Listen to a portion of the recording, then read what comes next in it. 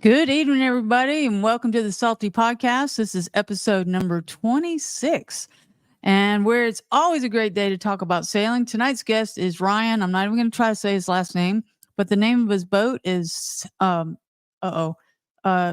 Dog. So I'm going to go ahead and bring him out. And here he is. Good evening, Ryan. How you doing, Tinsley? I'm doing real good. I'm excited to hear about your adventures and what you got coming up, or what you dream of the trips you want to take. So the name of this video is setting something to the effect of setting sail south, dreams and adventures on an island packet 27. I think I actually changed it to dreaming of sailing to warmer waters. So Sounds tell good. us. Yeah. So tell us where you are right now. So I live in Burrillville, Rhode Island, which is about 20 minutes north of Narragansett Bay. My boat's in Warwick, Rhode Island, in a little cove in Warwick, Rhode Island called Greenwich Bay. And they do a lot of racing and everything like that in that little bay. It's tucked up to the top left corner of Narragansett Bay. So it's kind of like a playground down there. It's really nice. Okay. There are a lot of sailors up there, right? A lot of sailors. Yep. Now, would you say there's more sailboats than powerboats? Once you get down more to Newport and Jamestown, I would definitely say there's more sailboats. Yeah. Where I am in Warwick, there's a good mix. There's a real good mix. Yeah. Well, it's kind of like the Mecca up there, isn't it? I mean, it's like the mothership. That's what they say. That's what they say. That's where it all started, right? Yeah. Well, at least in this country, right? Yeah. So tell us what you have. I got a 1987 Island Packet 27, and she's been a good boat so far. She's been a real good boat. It is a really nice boat. I'm going to see if I can share a picture here. I should have had this ready, but what are you going to do? We're live. We go with it, right? Yeah. Okay, so here. There once was a ship that put to sea in the navy. All right. So here you are sailing. But I want to show, you've got a really nice enclosure. Beautiful. I want to show. Oh, there you are, right there. Yeah, that's me. That's me in the boat. Probably like the second night after I bought the boat. Oh yeah. Probably. It looks real cozy in there. It is cozy. I love it. Here you are sailing or motoring, or where are you right there? That's New York City. That's in Manhattan, going through Hellgate. Oh, wow. Yeah. The sails look like they're in really good shape. And it's the original mainsail. Wow. Yeah. She looks beautiful. She's a good boat, And it's funny, when I bought the boat, it didn't come with a head sail. It had been torn. It was not repairable. So I went on Facebook and I ended up scoring one. I typed in Island Packet 27 under the marketplace. Yeah. And, lo and behold, someone was selling one along with some seat cushions and all the white leather cushions for the inside of the boat and everything like that. And a fully battened mainsail. So I said, all right, I'll get the head sail to start. So I got the head sail. They shipped it up from Florida, and it's what the heck's the name on it? Not Trueston Sail. It's one of those sailmakers that are down there in your area, though. In Alabama or Pensacola I think Pensacola area, yeah. Okay. Oh yeah, okay. So I have some envy here on this enclosure. I have enclosure envy. It's a huge help. I sailed up from New York in November in a t-shirt and that right there. Yeah. And when I go across the Gulf and it's like December, this would be really handy right here. Oh yeah. Because the Gulf is cold in those months at night. So, all right. So I just wanted to kind of give people an idea of what you have. You have a really nice Island Packet 27, which I used to have. Hayden and Radine used to have. Yeah. So, let me see if I can get that off the screen now. So, how long have you had her? 5 years. Oh, okay. Yeah. You sailed quite a bit, mostly around the New England? Yeah. We sailed her up from Staten Island, New York. That's when I went through Hellgate and everything like that. And then the engine stopped twice running on the way home. Stupid things. One was the electric fuel pump. One of the wires came off the electrical fuel pump in the middle of the night. So we just sailed on. And then the other one was the gasket on the strainer, on the water strainer, had a leak.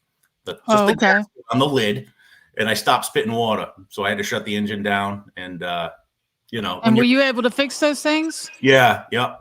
Okay. But nice. Yeah, it was very easy fixes, but it was like, you know, you start thinking about all the little things that can happen out there, and you know, sometimes they're just like stupid little things like that, like a rubber gasket. Yeah. Yeah. So it helps to be able to look at those things and be able to fix little things on a boat. Yeah.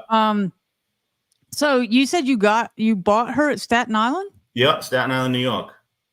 Wow, I bet that was some ride back to Rhode Island. Great. Yeah, it took I did it in 3 days. So it was nice. And when I bought the boat, she came with a slip. So I was driving down from Rhode Island to Staten Island. You know, every Monday and Tuesday I would go down there. And how long does it take you to get from Rhode Island to Staten Island? With traffic, maybe like 4 hours. Oh, wow. That is a long way. Yeah, it's a long way, you know. So how long have you been sailing? So I have a sunfish. I live on a lake and I've had a sunfish. So I started sailing that a little bit before. And I've been on sailboats, and I've always just loved sailing. So that's when I've been looking and looking and looking. But then I watched your videos for a long time. And then when I knew what an Island Packet 27 was. And when she came up, and I found her on Facebook as well. And so Salty Abandon maybe, it was a big influence. Yeah. I'm an influencer. It was a big influence. Yeah. That's awesome. Yeah.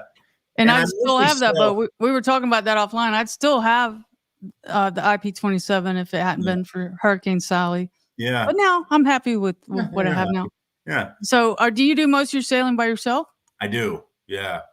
So that's where the 27. It's a great boat for that. It is. Yeah. The 27 is perfect for it, If I could only figure out something to get the main sheet to the steering wheel a little bit better, it'd be yeah. If it's way up in the front, That's what autopilot's for. Yeah. That doesn't come with an autopilot. I gotta install you it. You don't have an autopilot? No. That great enclosure. There had to be something missing, right? No, autopilot, So, yeah. Oh yeah, you got to have autopilot. So so it is a great boat for by yourself, but if you have somebody come along, there's still enough room for 2 people. That's what's great about it. Yeah. So where all have you sailed within the last 5 years? Where have you anchored? What are some of the places? What are some of the local trips you've made? Prudence Island, which is an island right in the middle of Narragansett Bay. There's a cove called Potter's Cove. It's excellent. You can go in there. You can anchor up, hang out. There's an island. It's very rustic. There's no restaurants or nothing on it. So a lot of people go in there. You got Newport. We got Block Island. We got Cuttyhunk Island, which is in the Elizabeth Islands, a little bit south of Martha's Vineyard. You got the Vineyard. You got Nantucket.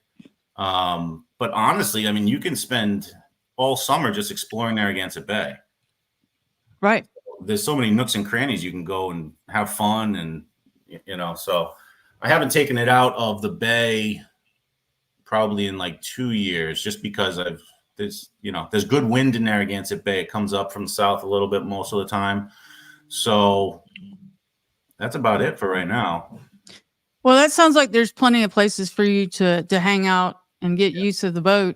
Yeah. So what are your dreams? Where do you want to go? What's your first big trip going to be? I assume you have a job.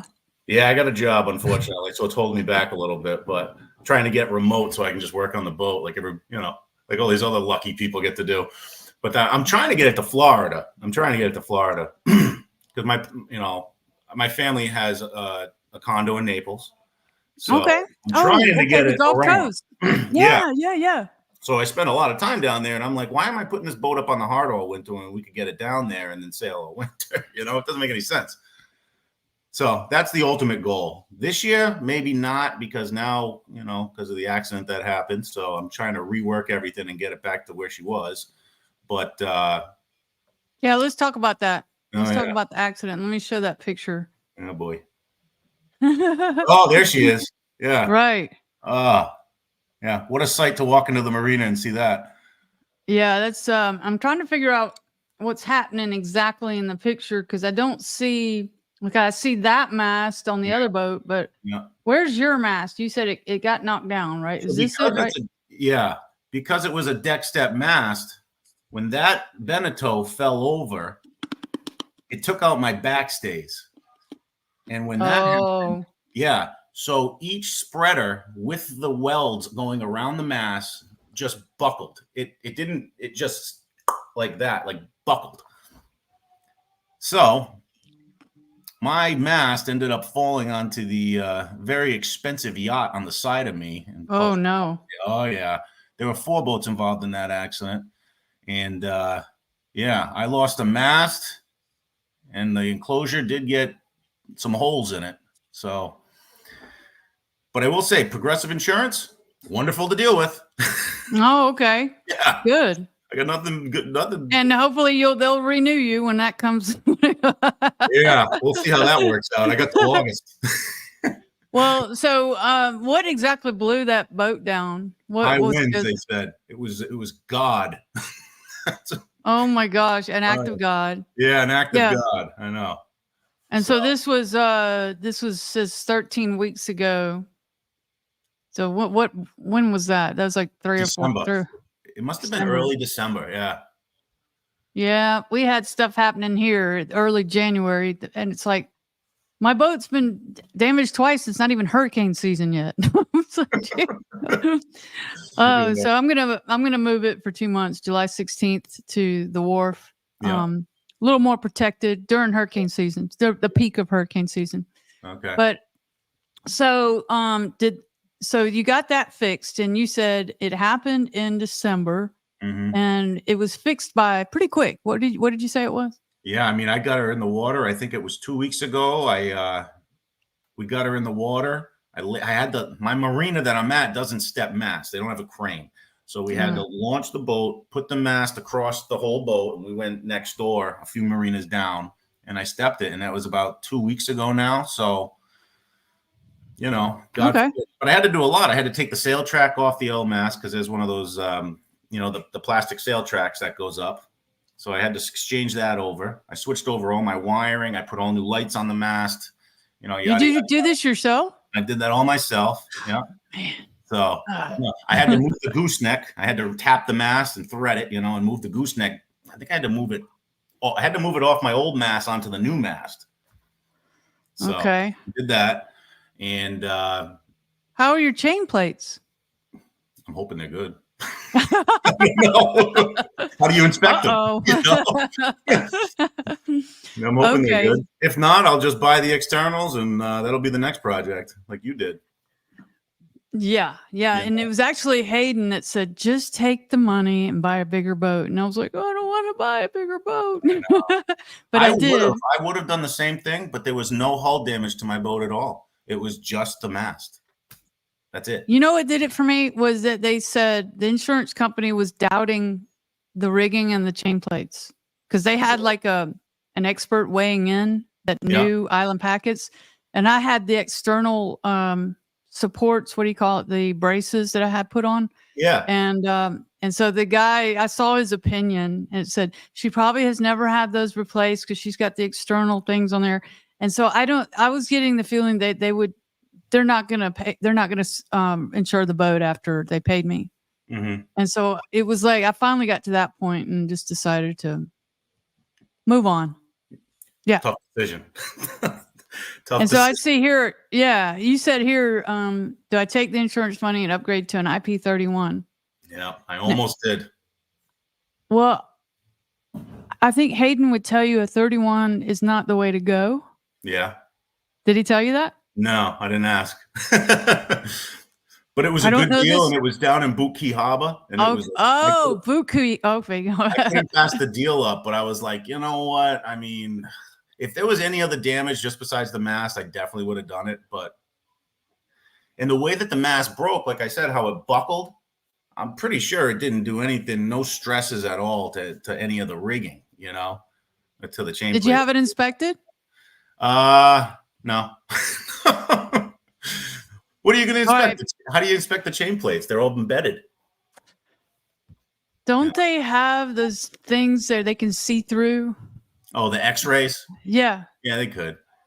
You know what? Well, okay. Before you leave on a long trip, you need to call a rigger and tell them to go up the mast and do the whole deal. That's what I do every time I leave because it takes a lot of beating out there, you know. I'll tell you what, riggers are not easy to come by up here. It's amazing. There's Oh, well, not many riggers. It's not like Florida or down there where there's a lot of marine stuff. Up here, because it's so seasonal, it's tough. That's It's really crazy. tough. That is, you were telling me that there's not a lot of people to fix boats, and I just think of it as the Mecca up there. Yeah. Oh yeah. Everybody loves to work on outboards. There's a lot of that kind of marine tech stuff, but like I said, a lot of these guys working on the sailing yachts and stuff, they're all getting older, and not a lot of people are stepping in to replace them. Right. Yeah. Unfortunately, that was something I was talking about on my real estate podcast. Is the baby boomers are all retiring or dying, and so all the blue collar jobs, nobody wants to do them. So if you're a young guy and you can get into one of these skills, I think you can make a lot of money, whether it's fixing boats, cars, plumbing, HVAC service, all that stuff. Mm-hmm. And apparently there's a need for riggers there. I mean, I've tuned the rig myself, with the loose gauge, and I've done all that. Like, I'm pretty, it's not a big boat with nice, you know what I mean? It's not a huge boat. So, yeah. Well, maybe if you do go south, you can stop. I don't know my geography up there. Stop in Annapolis and have it inspected. I think that's where my top was made originally. Or you could go further down until you find a rigger and have it inspected on your way to the Keys or something. Yeah. Anyway, we're going to talk about you getting to the Keys. When do you think you can make this happen? I'm thinking 2 years. I'm going to hang out here maybe another year, and I've been looking at houses, but up here, it's kind of impossible to buy anything right now. You're in real estate. I mean, I don't know how it is down there, but up here, it's like 2-bed, 1-baths going for like $450,000. So might just have to live on the boat for a little bit, which is okay. There you go. Yeah. So, well, I encourage you to make that trip. I know it's further for you. It's actually not. It's kind of far for me too, because I got to go east, and I don't go straight to Key West, because if something goes wrong with the boat, I can't fix it. It depends on what it is.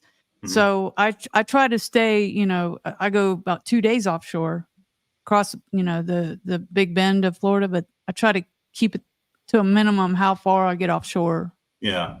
And then it's so much fun going down the Gulf Coast. It's beautiful.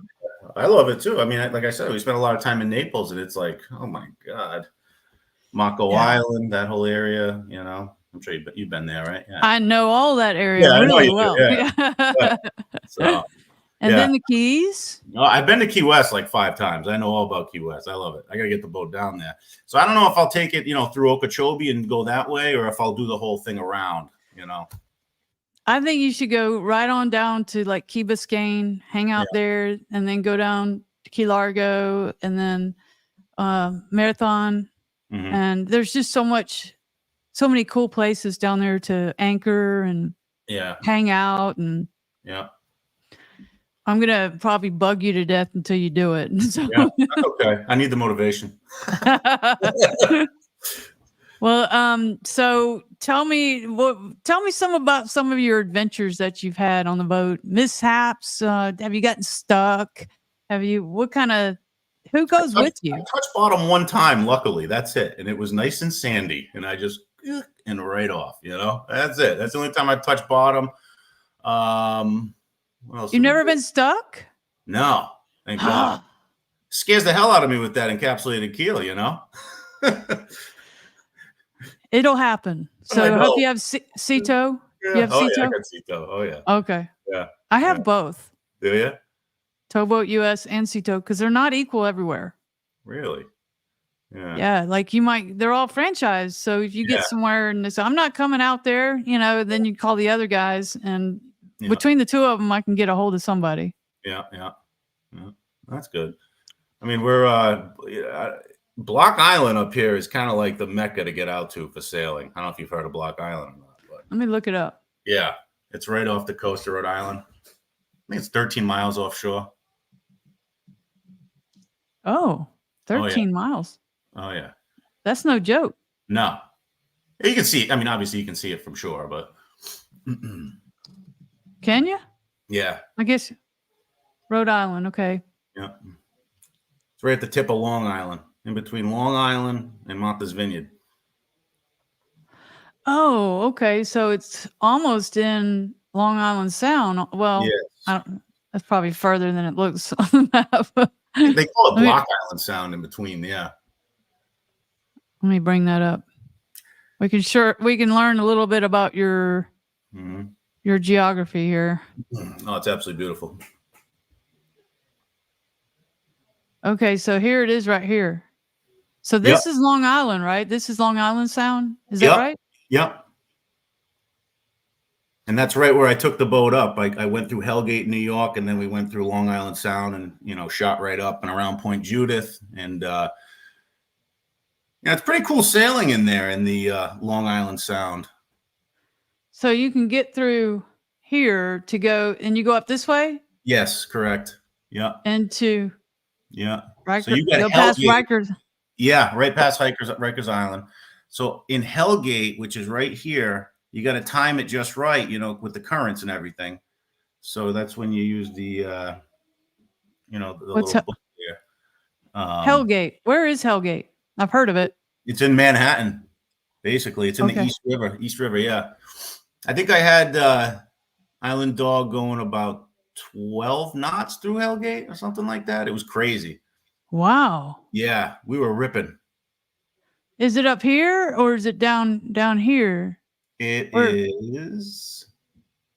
Well, there's LaGuardia, Throgs Neck Bridge. There's Manhattan. It's right in this little cut, right on the right of the Metropolitan Museum of Art. Okay, right here? Yeah. You going up through here? To the right. Yeah, right there. Yeah, okay. Right there. And the current goes really fast through there? Super fast. Look how narrow it gets. It just rips through right there. Yep. Oh, yeah. Yeah. And then you go through here, and then you're in. Yep. You go right past Rikers Island, Throgs Neck Bridge, and then boom, it spits you right out into the bottom of Long Island Sound right there. Yep. You could do a lot of sailing without actually getting out into the Atlantic, but it probably gets pretty rough right in here, doesn't it? It's a big body of water. I sailed through there at I think it was like all night. We sailed all night through there, so it was beautiful. We had the lights on the left, Long Island on the right. It was probably about 1 in the morning, 2 in the morning, 3 in the morning, 4 in the morning, that kind of thing. We were sailing right through there. It was really pretty. A lot of crab pots and lobster pots, though. Oh yeah, you get those in the Keys too. Oh so yeah, you come through here. Yeah. And so, what is this place like? This is Block Island. They call that the Bermuda of the North. It is absolute paradise. It is so beautiful out there. It's surrounded by bluffs. There's 2 harbors on the island. You get the Great Salt Pond right here. Right here? Yep. So you can see the little cut that goes in. Yep. And then this. Oh, yeah. That looks like great anchoring in there. You can see all the boats right there. Yep. Yep. There's your boat. Yeah. Okay. Yeah. The town has a bunch of moorings. There's private moorings. It's absolutely beautiful. We're going out there on Saturday on my buddy's boat, actually. Well, this looks like a great place. Oh, yeah. Yeah. It's got I think I saw a picture of a beach on your Instagram. I'm not sure if this was it, but those are bluffs right there? Yeah, those are all bluffs. Yep. Wow. Yeah. We don't have bluffs on the Gulf Coast. Yeah.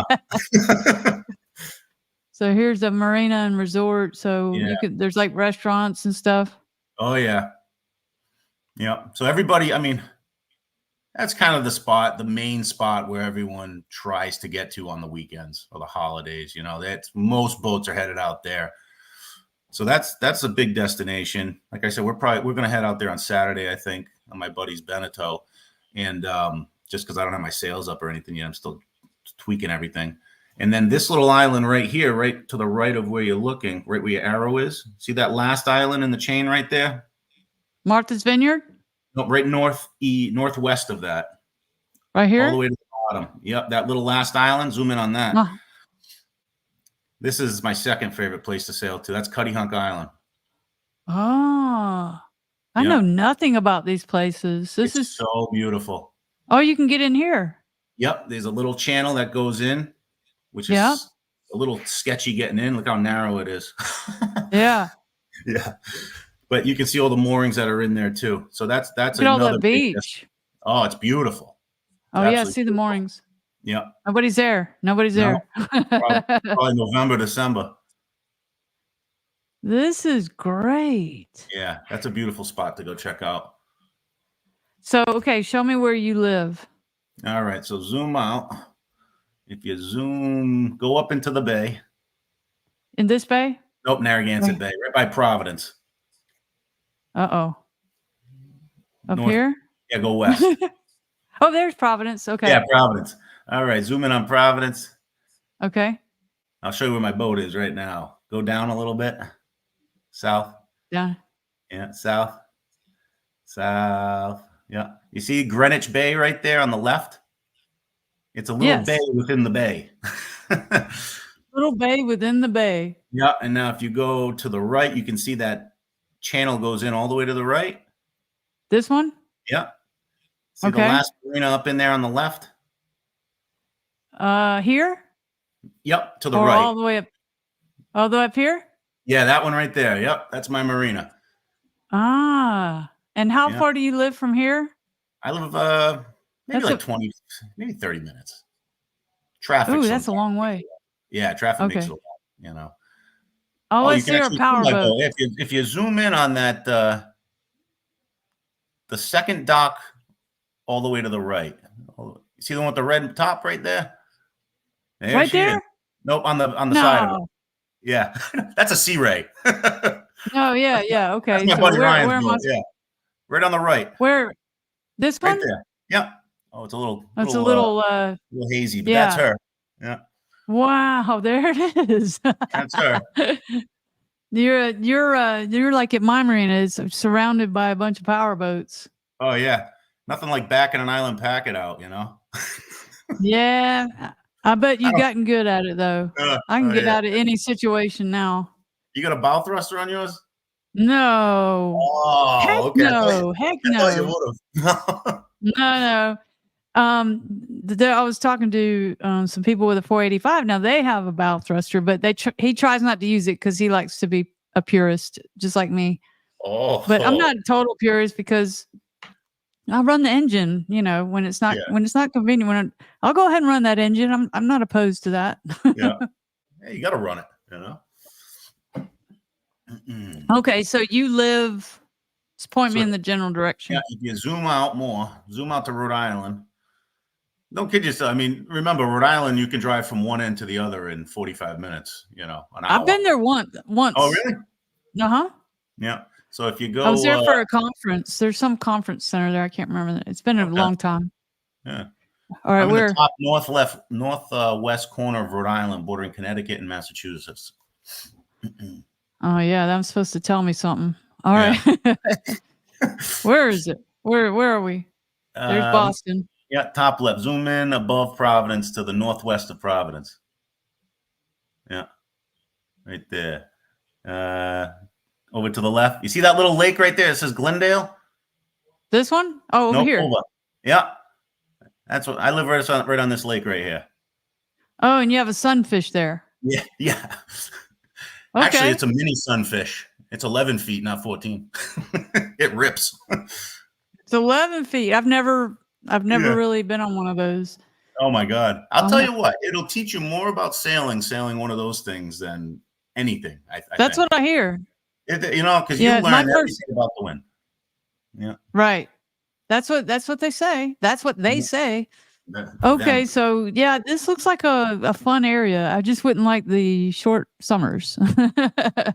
Tell me about it. And long winter. Yes. And you can't leave your boat in the water all year long. When I bought it was in the water. I bought it in Naples. You'll have a whole other set of problems because there's hurricane season. Tell me about it. I know. That's kind of that must be nerve-wracking as heck. I mean, it is. You kind of stay in denial. Like every time they're like, "Oh, this year's going to be the worst," and you're like, "Oh, no." But they say that every year. You know, I was just at Fort Myers Beach maybe like 2 months ago, and I'll tell you what, I can't believe the destruction's still down there right now. You know? Oh yeah. I was there the following year. I was there the same year before, and then wow, it looks different now, doesn't it? Yeah, it looks completely different. It's sad, you know, but yeah. Even when I was there last year, I stayed at a dock. They didn't tell me this, but no power and no water but and it was July.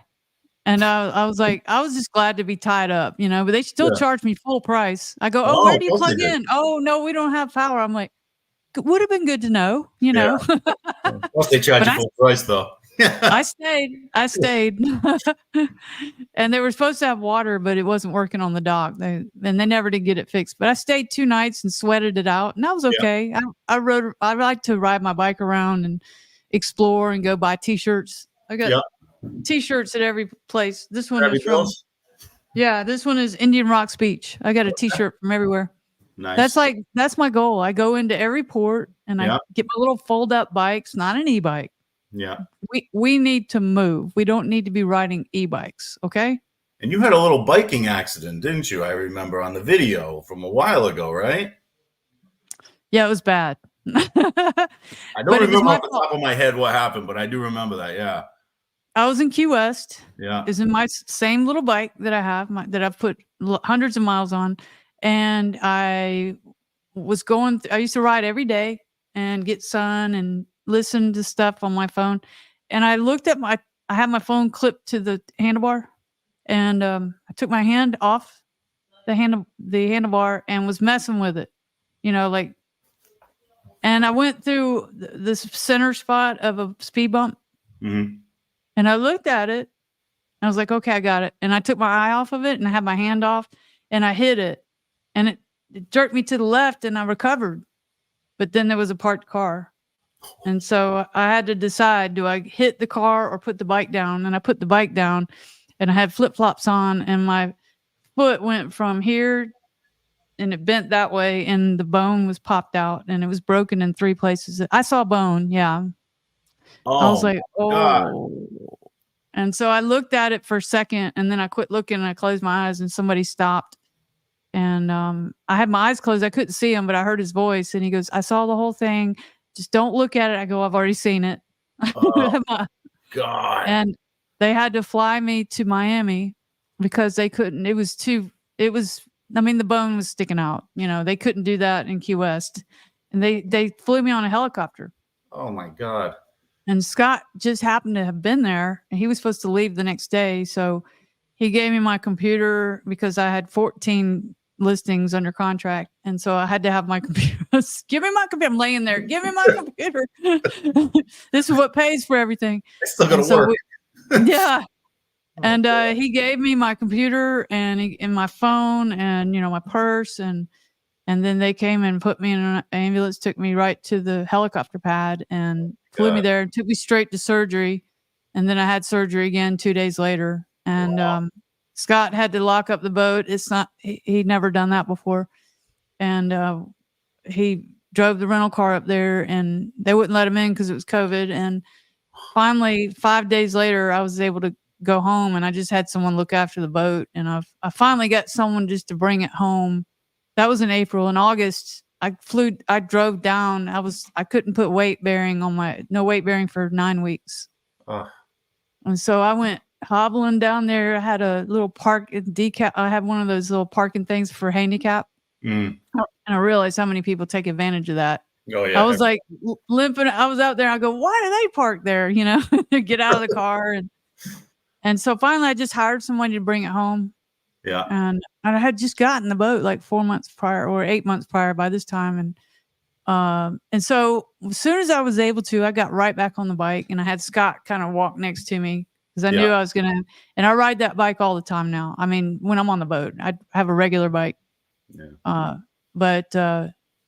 Yeah, so it's kind of like Easter egg hunt for me when I go into port. I go and explore. Many of these places I've been to many times, and I go look for T-shirts and I buy them for a bunch of people.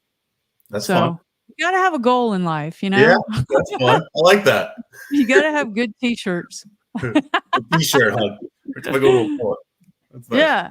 So when you go, are you going to be by yourself or are you going to be? I don't know. That's a good question, actually. I recommend it.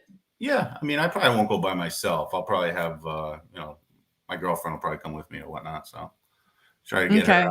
You know, I got to get her sailing more and more and more. So, you know, she can. Yeah. Let's talk about that. How does she feel about it? Loves it. Oh, really? Yeah, which I Oh. love because I go down to my marina usually, and it's a bunch of poor guys sitting on their boats because their wives don't want to go down to the boat. I run into those guys all the time. I'm lucky, she loves it, so it's really good, So is she in a position to kind of take off for a month or two, or?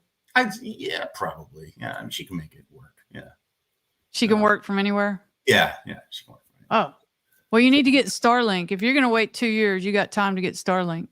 It's not that expensive. I thought it was more expensive than that. No, I was looking it up online. I was like, oh, that's really nothing. I thought it was going to be like $4,000 or something like that. No, it's $5.99. Well, it was $5.99 for the box, and then $150 a month. And with that package, you can turn it off and on. Yeah. You can go month to month if you need to. But it was a game changer on my last trip. I was able to anchor in the Everglades where there's no cell service, and still stay in touch. I was able to keep my cameras going the whole way. I've got the Google Nest cameras on the boat. Oh, that's and nice. Yeah. they could they're programmed to the so my husband could check in on me. Yeah. He's the only one that has access to them. And he could see me sailing. He could actually see. I got one pointed to going towards the front of the boat, and he could see the pretty water and where I was. And so that was kind of cool. But it's a game changer. Yeah. And that actually works at the Dry Tortugas. Works anywhere, right? I think it works pretty much anywhere. The $150 package works, I think, up to 40 miles offshore. Oh, okay. You can get it anywhere if you upgrade to 200, but you can go back to the 150. So if you need it for a couple of days, because you're going to be offshore, you can go ahead. But if you're kind of close to shore, you don't have to worry. You'll get it. You'll be fine.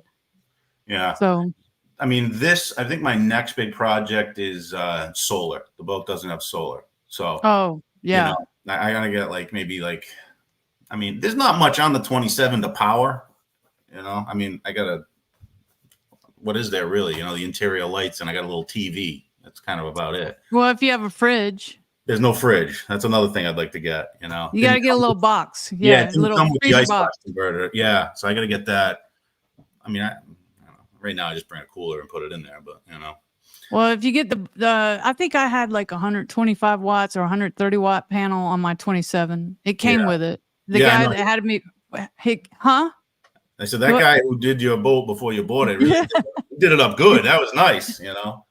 Yeah, I did a video when I first bought it and recorded him telling me about it because it was a little above my head at the time. And so I'd have to go back and what did he say about that? He'd say, no, just leave this on and just this you don't have to worry about. And that was really handy when you buy a boat to do that with somebody. And he had it set up really nice. And so when I got mine, I had to go and make all that and more. Make it even. Now I have two 375 watt panels. Woo. So you're all set. Yeah. 2 lithium batteries. Wind generator, and my other boat had a wind generator, and I added the Starlink. I added the waste filtration system. Do you know what that is? No. Okay, so I forgot how the 27's got he had upgraded the holding tank before I got it, but I'm not sure where the original one was. Do you know where the holding? 27? Yeah. They're underneath the V-berth. Super easy access for. Yeah. Okay. And I replaced mine with Durawell plastic tanks from Florida. That was one of the first things I did when I bought the boat. So that's what he did. Yeah. I took out the aluminum, put in the plastics. So that is one thing I did, which is pretty good, Well, what I did was, since mine was leaking on this boat, it's hard to get to. It's underneath the floor, underneath the V-berth, and there's no hatch there. So you'd have to go through the fiberglass, create a hatch, and then somehow take it apart, have somebody go in there and take it apart and pull it out. And then, so my guy goes, okay, let's talk about a couple other options. So compost, I voted against that because you got to have the little pee. The little pee bucket that you dump out every once in a while. I'm not doing that. We're going in the wrong direction here. So, the waste filtration system, I think it was like $2,300. The labor was a little bit, but it brings it in there, it cleans it, and expels it from the boat. And it's clean. It's U.S. Coast Guard approved. Wow. It's a smaller version of like what the big yachts have. It's, Okay. Yeah.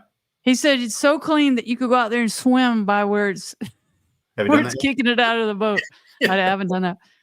But I never have to worry about a holding tank anymore. So it goes directly overboard every time you flush? No kidding. Well, the first batch, when you flush, will go into this little chamber, and it puts all this bleach with it. It comes with, you have to put these little bleach tabs. You got to change them every couple months or something. Okay. And so it grinds it up, just like we're talking about some good stuff here, aren't we? Oh, yeah. Always you hear all this on the Salty Podcast, and it grinds it up like a grinder, like you're like a home one, right? And then the next time you flush, that gets taken out of the boat, and then another one comes in and it does that same thing. So I guess it cleans it for a while. Mm-hmm.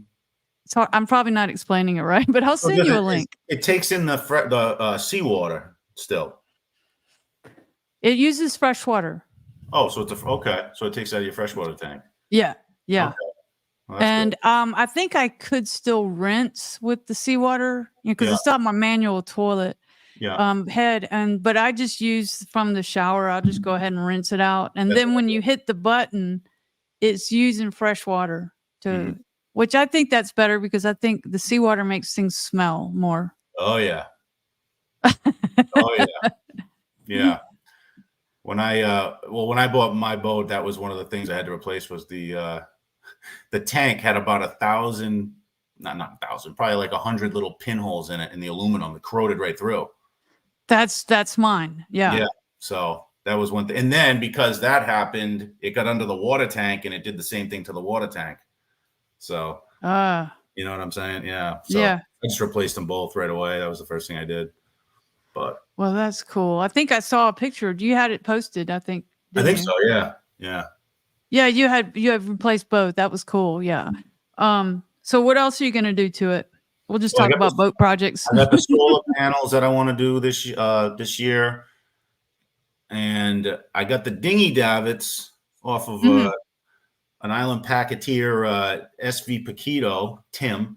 He came up from Puerto Rico, and I saw on the Island Packet Facebook group that he was going to be coming into New London, and he was getting rid of his dinghy davits because he was going with an arch.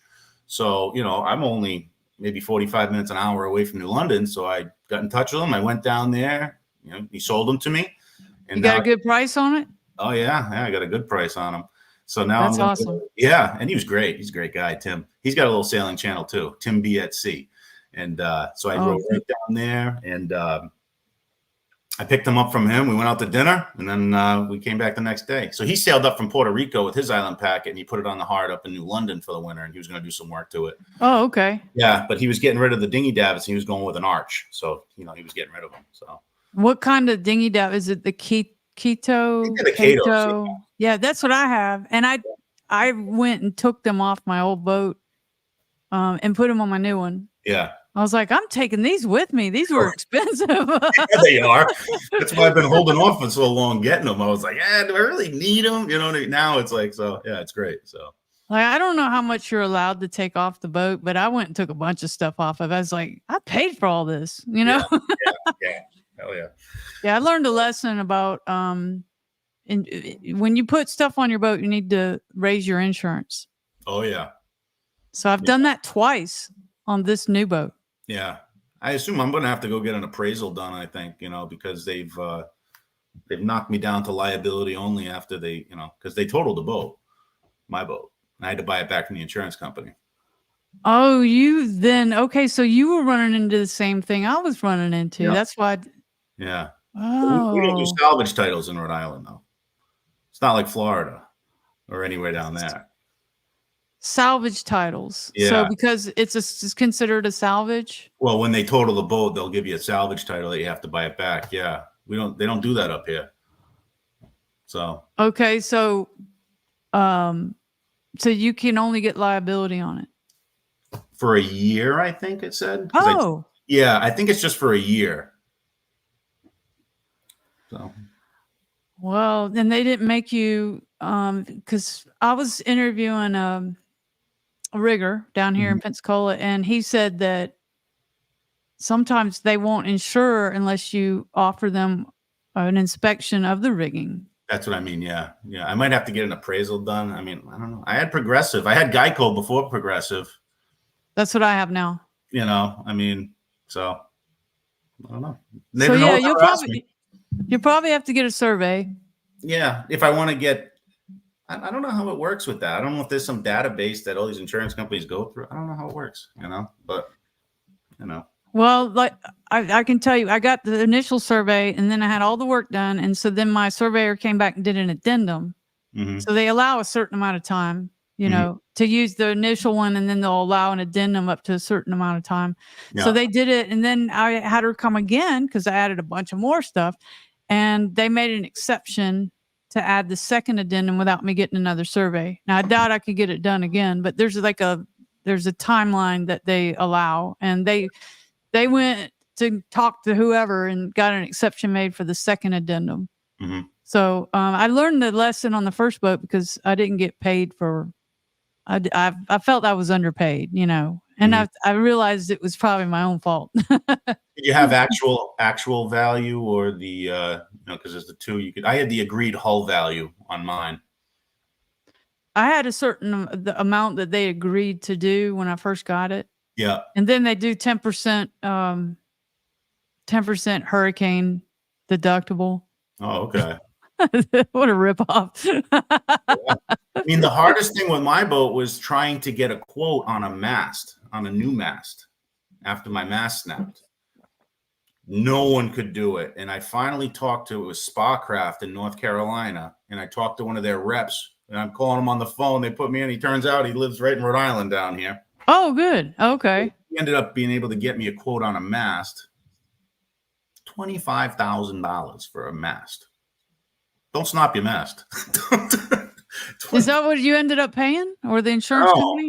So the story with my mast is we got a little salvage place up in Quincy, Massachusetts. It's south of Boston. There you go. Yeah. So here we go. Facebook again. One day I'm on Facebook and something pops up. You're a smart fella. I'll tell you what. And the same boat, another 27, and they only made 243 of them, I think. One was up in Boston. It came off its mooring in some heavy winds. The mooring chain let go. Something happened. The boat went up on the rocks, put a big hole in the keel of an Island Packet 27. So they were stripping the boat. I drove up there. I took every piece off that boat that I could fit in my car, and I got it all in my garage, you know, for spares and stuff. So when this happened, immediately I was like, call Mass Marine Parts. They must have that spar. They must have the mast. Yep. He had it just sitting on a rack over there. You know, he's like, yeah, $1,500 with no furler, $2,000 with the furler. Wait, $1,500 with no furler. Yeah, and $2,000 with the furler. What did you do? I went and got the furler and the mast and everything. It cost me almost as much, about half, just to ship it down here, though, because it's a 36-foot mast. I couldn't believe that. I was like, all right, you know. It's 36? 36 Mine was 42. Yeah. On the on the Island Packet 27? Oh, maybe it is 42 then. Are you sure? Yeah. No, maybe it's 42 above waterline with the hull. Okay. You know what I mean? The mast itself is 36. Yeah. Oh, okay. All right. Yeah, you know what I'm saying? Yeah. Yeah. So, okay. Yeah, and then I got it back. We rigged it up and plopped it right on deck. Everything lined up perfectly. It's got all brand new rigging on it, because I talked to the owner of the guy on Facebook, and he said, yeah, I just went through that whole boat. He did everything from new tanks, holding tanks, water hoses, everything, new standing rigging, everything was brand new on the boat. And then like 2 weeks later, it broke off the mooring. So Mike Wack, this is Mike Wack. He's local here. He had an Island Packet 27. He lost his same time I lost mine. Yeah. Here he is. He's so storm damage is complicated, but getting fair value is all that counts. He got way more than I did. He's got great insurance. No kidding. And here's another comment. He says, I received really fair value after Hurricane Sally, but I paid for good hurricane coverage. Yeah. I know hurricane coverage down there is, they make you, I know there's all stipulations to it. I mean, we don't have that up here, you know? Yeah, you don't have your 10%. No, nothing. I just had an agreed hull value that, we agreed on after I had the survey done. I sent them an insurance company the survey, and, I forget what I don't know. I think I did it for like 25,000. I was just like, you know what? Just in case I hit something, I would never think in a million years another boat would fall on my boat in a boatyard. You know what I mean? I was just getting that insurance for my own stupidity, if anything happened. So, yeah. No, I mean, I've seen it happen here during Hurricane Sally. Boats fell off their stands. Like I heard one that it was 40-foot. A 40-foot sailboat fell off the stands in Hurricane Sally. No, I just can't. I mean, yeah, if that can happen, anything can happen. Yeah, that Beneteau that hit me was 38 feet. It was a big boat. Yeah. So, I mean, I'm just lucky it didn't knock my boat off the stands. Because if there was any more damage, it wouldn't have made any sense to keep it. I kind of wish what Mike decided to go with the 29. He went from the 27 to the 29. I went from the 27 to the 320. Yeah. Hey, Mike, you got anything else to say there, Mike? He's always up for good things to talk about. You saw the video where he and what's his name? What's his name? Oh, here he does have another comment. They went to, where'd you go? Crystal Springs. Biggest problem now is all the marinas want $4,000 to go on hurricane pullout list. Fair for a $2 million boat, but not a small packet. Mm-hmm. Not all of them are doing that though, because I've been to plenty. $4,000 to go for a hurricane pullout. Oh, he said, "Can I call in?" We don't really have capability of calling in, but you can comment. Jeez. If you live close enough to the marina, you might as well just haul the boat back to your house, put it on block. Crystal River. I keep calling it Crystal Springs. Yeah. Crystal River. But Mike is, that was his first, long trip in that direction. He's been in the other direction, been back to Mississippi and Louisiana, I think. But he's talking about taking a trip this after hurricane season to the Dry Tortugas or to the Keys, and I'm going to hopefully do that too. I'm going to wait because I've been somewhere. I've gone south every year since 2016, and I need to make some money. Yeah. But I'm hoping to go like in November, and he's going to do it too. You need to meet us down there. I'll come down. Yeah. I'll be down. You're gonna bring old Island Dog down there? We'll see. I wonder how long it's going to take me to get down there. Probably like maybe a month and a half, I'm guessing. It's a pretty long trip. You want to leave before. Yeah. Oh, wait. Key West, 17 minutes after hurricane season ends. I go during hurricane season because I don't like it. I was talking to this guy in Newport, Rhode Island. He took up his lagoon catamaran from Fort Lauderdale to Rhode Island in 7 days on the outside, no intercoastal. I was like, wow, that's 7 days. 7 days. I was like, I was shocked he said that. I was like, wow, 7 days. That's aggressive. Yeah. And he did it on his own too, solo. Well, I do all the solo stuff. You need an autopilot if you're going to do that, though. Yeah, definitely. And I just sleep in the cockpit and nap. Yeah. It's harder to go down than go back. Prevailing winds. Mm-hmm. Are you talking about for him or for us, Mike? We'll let him answer. Mm-hmm. So what about this fall? I'm kind of pushy this way. This fall? I'm pushy. Are you gonna meet us down there this fall? Oh, this fall? Yeah. I'll come down, but I probably won't have the boat, unfortunately. Maybe. I don't know. What if we make a challenge? Another boat for Florida, you know what I mean? You can go buy a cheap boat. You know what I mean? Well, why not? Yeah. If you can do that, why not? I mean, not another island packet, of course, but you go buy another a little Catalina 25 or something. Just to have fun with, I was thinking about doing that. Okay, so Mike is saying for Orange Beach, it's harder to go down than go back. So you're saying that there's northern winds going down. Is that what you're saying, Mike? he wants to call in. He's got a lot to say, but I don't really have call-in features capabilities here. But I mean, we could call him on the phone and just put him up to the, you know. But yeah, so challenge accepted. Oh yeah, absolutely. Challenge accepted. You'll go to the Keys. Oh yeah, I'll be down. I'll be on Key West. Oh, definitely. But you're gonna fly. Yeah, probably. Unless something miraculous comes up and I can get down there with the boat, you know. We need a forum of Florida Keys marinas in the Keys for the winter. Okay, well, I can tell you all about the marinas in the Keys. I've become an expert in my mind. It's the Boot Key. Boot Key. So everyone keeps telling me to go. You got to go to Boot Key. Yeah, if you want to pick up a mooring ball, or you can anchor, that's a good place. Need a pool with great amenities. I can tell you where to go for that. You're gonna pay, and that would be Faro Blanco on the north part of Marathon. They have a great pool and great amenities. Oh, the northern part of Marathon. Okay, yeah. It's just right across the highway from Key West, Marathon Marina. I've stayed at both of those.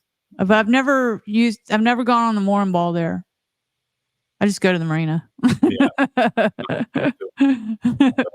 Hang out by the pool. They have a really nice restaurant there and everything. Yeah. So, but yeah, I'm your expert there, Mike. You know that. So how long does it take you to get to Key West from where you are? I'm good to go. 50 seconds after hurricane season. It's getting shorter. Okay, so what I do is I don't go straight across. Main thing is because what I've learned from people is that certain people have told me on this podcast that they'd rather go across the Atlantic than the Gulf because it can be very rough. And I have gone across and going, oh my God. Oh, yeah. Some days it's like a lake, but you just, you can plan it, but things change at the last minute. So what I'll do, if Scott, my husband, comes with me, I'll go from here to Destin. That's a day trip. And then 2 days across to Clearwater. Mm-hmm. And then I like to hang out at each place, Yeah. And then I'll go to Gulfport, hang out there. Short trips after that. And then Bradenton and Venice. Oh, I love Venice. You hit all the destinations, and that's nice. Oh, yeah. That's nice. And I can tell you different marinas I've stayed in those places. And I love to go to Pelican Bay, which is kind of near, it is south of, I'm losing my, it's down by Pine Island. They got, that got really hit hard in Ian. Yeah. But, okay, met Mel Fisher. He found that. Yeah, I know who he is. Do you know who Mel Fisher is? Met Mel Fisher. Yeah, so Mel Fisher. Yeah. He says it with his New England accent. Oh yeah. Mel Fisher. Yeah, Mike. You'll have to come on and tell us that. You want me to send you a link? All right, hold on. Let me send him a link. Well, before he found the Atocha.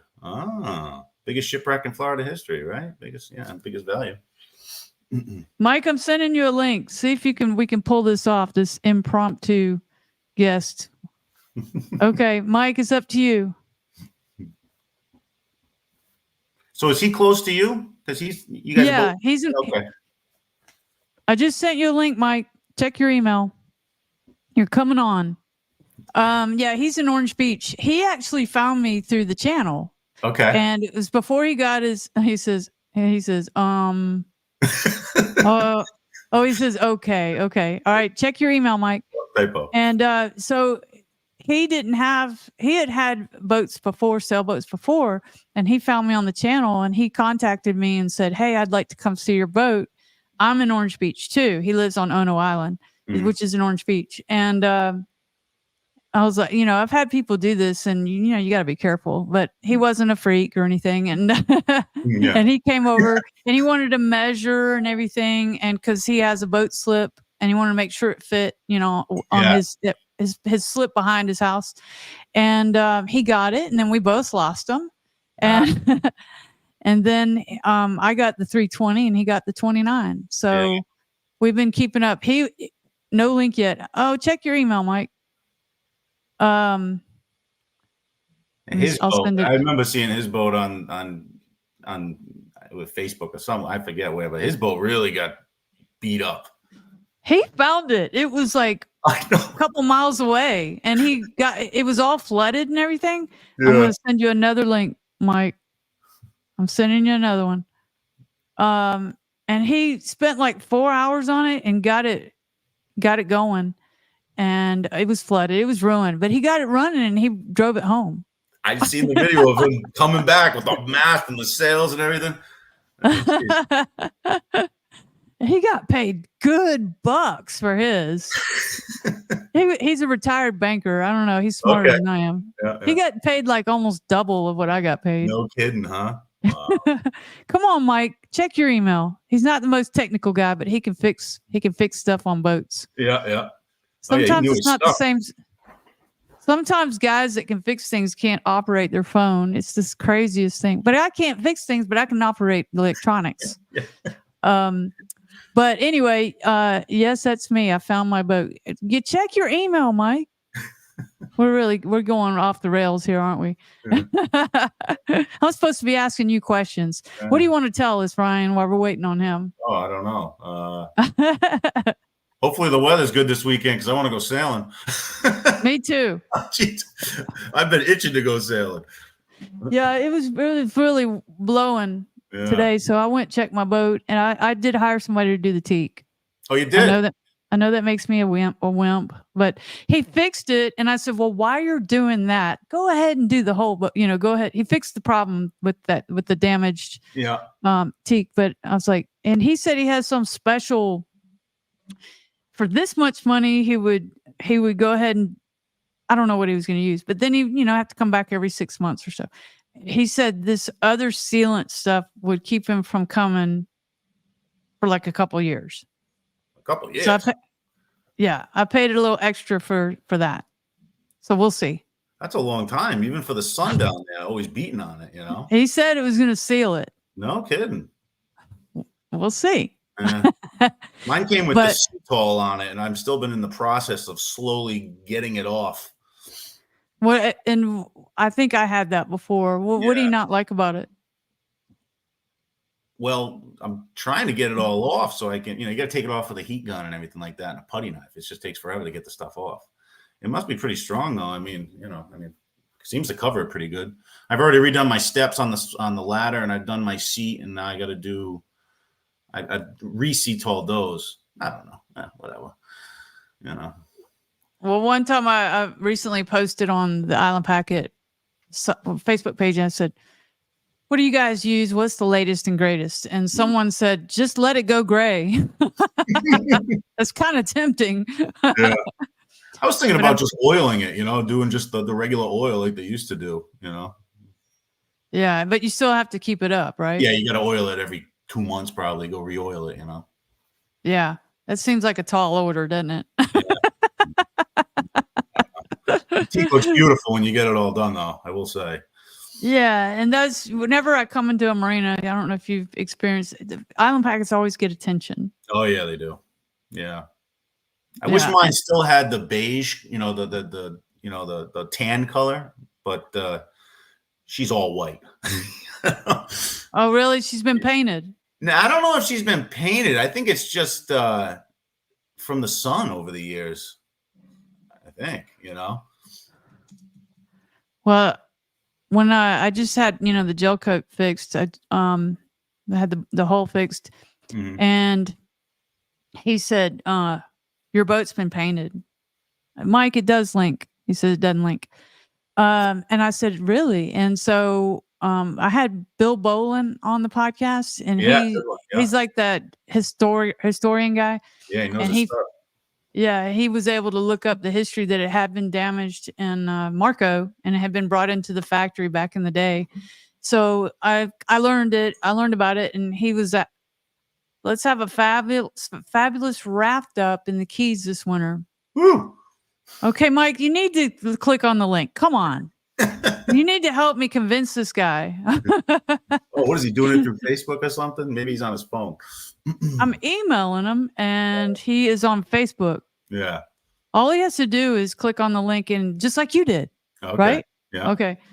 But yeah, I found out that my boat had been painted and had been damaged, and so I think if it hasn't been touched, it has gel coat, like a thin layer of gel coat. Yeah. But if it's been damaged, it's been painted. So, but I had the guy take out every perfection. You know, it's a 1998 boat, so it's got little nicks here and there, and the latest damage that I had.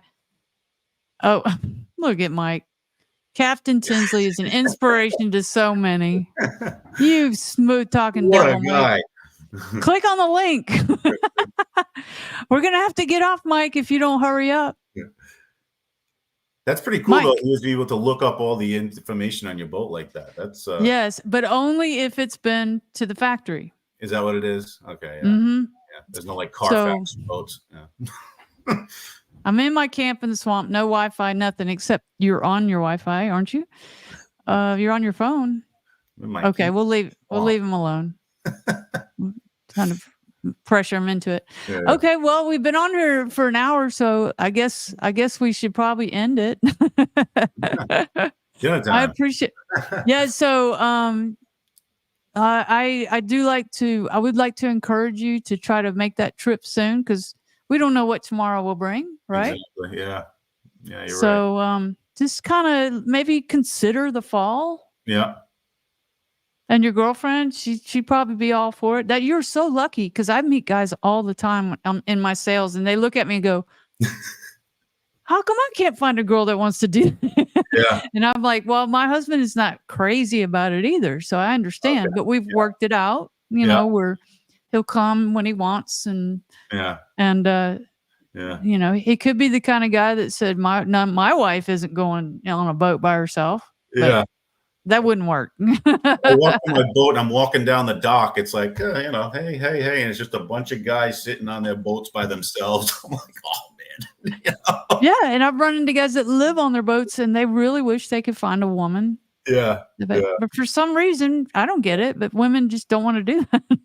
I got some older couples in my marina too. You know, I mean, they're probably like late 60s, early 70s, and they're on trawlers. And I'll tell you what, a lot of those, you know, they're both gung-ho, you know. They make a great team, you know. One of them's driving the boat, the other one's jumping off, tying up the boat. I'm like, that's how it should be, you know. That's nice. That's how it should be, right? Yeah, beautiful. And like, I've had them on this channel, on the podcast. That's cool. There's quite a bit of them out there, so it can work. But a lot of sailors seem to end up going towards moving